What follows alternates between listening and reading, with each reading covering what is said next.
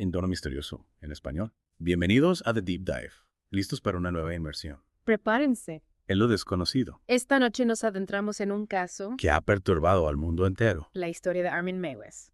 el caníbal de Rothenburg, Un caso que nos obliga a mirar a los rincones más oscuros del deseo humano. donde el consentimiento y la culpabilidad. Se entrelazan en una danza macabra. Para esta inmersión, Contamos con artículos de Wikipedia Infobae, y El País. cada uno con un ángulo único sobre esta historia que nos dejó a todos atónitos. En el año 2001, Comencemos ubicándonos en la escena. la Alemania rural, un lugar que uno asociaría con la tranquilidad.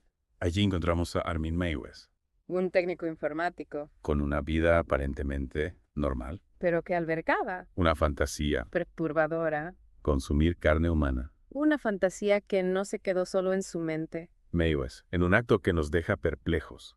Decide buscar en internet a alguien que estuviera dispuesto a cumplir este deseo. Y lo que es aún más sorprendente, Recibió cientos de respuestas a sus anuncios en foros online, Cientos de personas. dispuestas a participar en un acto tan extremo. ¿qué nos dice eso sobre los deseos ocultos que pueden existir en la sociedad? Es una pregunta que nos hiela la sangre. Entre esas respuestas, una en particular llamó su atención. La de Bernd Jürgen Brandes, Un ingeniero de Berlín de 43 años, un hombre con un paseo turbulento marcado por la depresión. y un deseo de autodestrucción. De hecho, Brandes había expresado abiertamente su deseo de ser consumido por alguien. Y aquí es donde la historia da un giro aún más siniestro, Meiwes y Brandes comienzan a comunicarse online, detallando sus fantasías. planeando cada detalle de su macabro encuentro.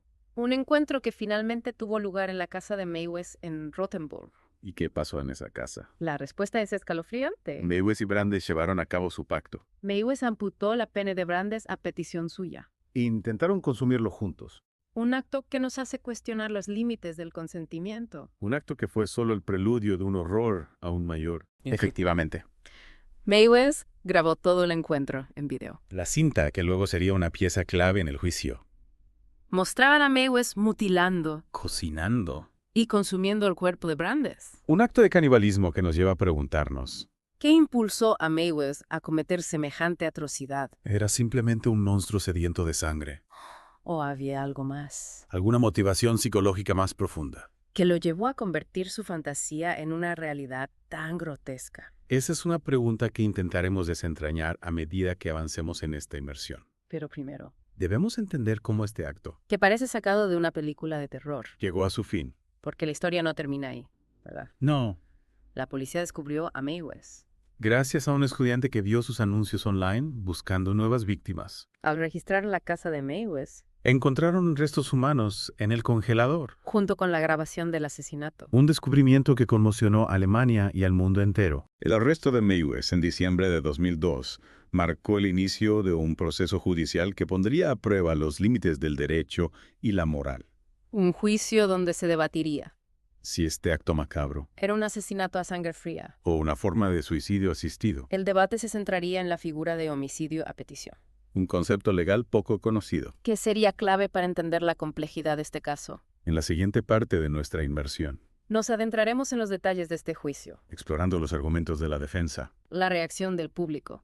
y el impacto que este caso tuvo en la sociedad alemana. Retomemos la inmersión justo donde la policía alemana descubre la macabra realidad en la casa de Meiwes. Imagínate la escena, un lugar tranquilo en la campiña alemana, que se transforma en el epicentro de una investigación que horrorizaría al mundo. Es difícil siquiera imaginar la escena que encontraron los investigadores restos humanos en el congelador. La grabación del acto parece una película de terror, pero era la vida real. ¿Cómo reaccionó la opinión pública ante este descubrimiento? La noticia del arresto de Meiwes se extendió como la pólvora, generando una mezcla de horror, incredulidad y fascinación morbosa. Los medios de comunicación, ávidos de historias impactantes, bautizaron a Meiwes como el caníbal de Rothenburg. Un apodo que sin duda refleja la naturaleza atroz del caso, pero más allá del sensacionalismo, ¿qué preguntas legales y éticas puso sobre la mesa este caso? El juicio de Meiwes, que comenzó en 2004, se convirtió en un verdadero laberinto legal.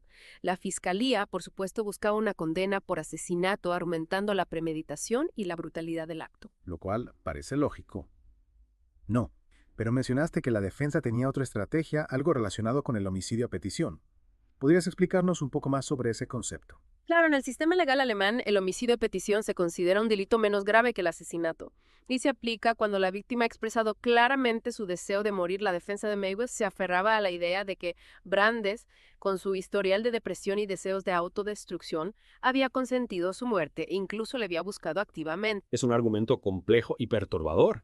¿Estaba realmente Brandes en condiciones de dar un consentimiento válido considerando su estado mental? Esa fue precisamente la pregunta que dividió a la opinión pública y a los expertos legales. Algunos psiquiatras argumentaron que la depresión de Brandes y sus deseos suicidas podrían haberlo incapacitado para tomar una decisión libre e informada. Mientras que otros, entiendo, sostenían que su viaje a la casa de Meiwes, su participación activa en el acto, demostraban un consentimiento real, por más perturbador que nos parezca. Exacto, el juicio se convirtió en un debate sobre los límites del consentimiento, la autonomía individual y la responsabilidad del Estado para proteger a sus ciudadanos incluso de sí mismos.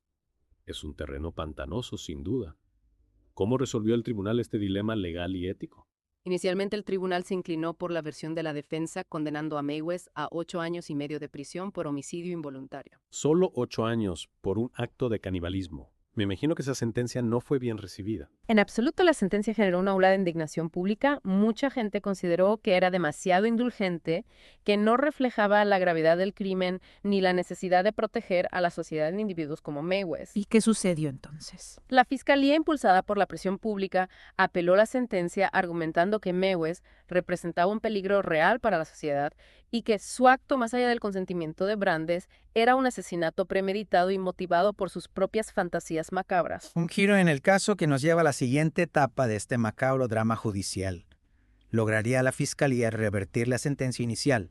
¿Se haría justicia para Bernd Brandes? Para responder a esas preguntas, tenemos que adentrarnos en la fase final del juicio, una fase llena de tensiones y revelaciones que cambiarían para siempre el destino de Armin Meiwes. Nos quedamos con la apelación de la fiscalía buscando una condena más severa para Meiwes. Sí, buscaban anular la sentencia inicial. ¿Y qué argumentos usaron para intentar conseguir una condena por asesinato? Bueno, se centraron en desmontar la idea de que el consentimiento de Brandes justificaba las acciones de Meiwes. Argumentaron que actuó impulsado por sus propias fantasías oscuras, que había planificado todo meticulosamente y que había buscado activamente a alguien vulnerable para satisfacer sus deseos. O sea que la fiscalía intentaba demostrar que más allá del consentimiento de Brandes existía una intención criminal por parte de Meiwes. Exacto, y para reforzar su argumento, presentaron pruebas de la obsesión de Meiwes con el canibalismo, incluyendo su colección de videos. Ajá. Y literatura sobre el tema y el hecho de que había estado buscando víctimas durante años en Internet. Pruebas que apuntaban a una mente perturbada, a una fijación enfermiza con el consumo de carne humana. ¿Cómo reaccionó la defensa ante estas acusaciones? Pues la defensa se mantuvo firme en su postura, insistiendo en que Brandes era un adulto consciente de sus actos y que había elegido libremente participar en el macabro ritual. Argumentaron que la correspondencia entre Meiwes y Brandes demostraba que ambos estaban de acuerdo con lo que iba a suceder. Un argumento que nos lleva de nuevo a la complejidad del consentimiento. ¿Cómo puede alguien consentir su propia muerte y aún más ser consumido por otra persona? Ese fue el dilema que el tribunal tuvo que resolver. ¿Era el consentimiento de Brandes suficiente para culpar a Meiwes de un crimen tan atroz? ¿Y cuál fue el veredicto final? En 2006, el Tribunal Superior anuló la sentencia inicial. ¡Wow! Y condenó a Meiwes a cadena perpetua por asesinato con motivos sexuales. Terrible. El tribunal dictaminó que el consentimiento de Brandes, aunque real, no invalidaba la naturaleza criminal del acto. Un veredicto que parece hacer justicia a la víctima y a la sociedad, reconociendo la gravedad del acto de canibalismo, incluso si la víctima aparentemente lo consintió. Sin embargo, el caso de Meiwes sigue generando debate. Hasta el día de hoy, algunos expertos legales cuestionan si la condena fue justa, argumentando que la ley no debería interferir en las decisiones de dos adultos que consienten en un acto por más extremo que sea. Mientras que otros argumentan que el Estado tiene la obligación de proteger a sus ciudadanos, incluso de sí mismos, y que el canibalismo por su propia naturaleza es un acto que debe ser condenado por la ley.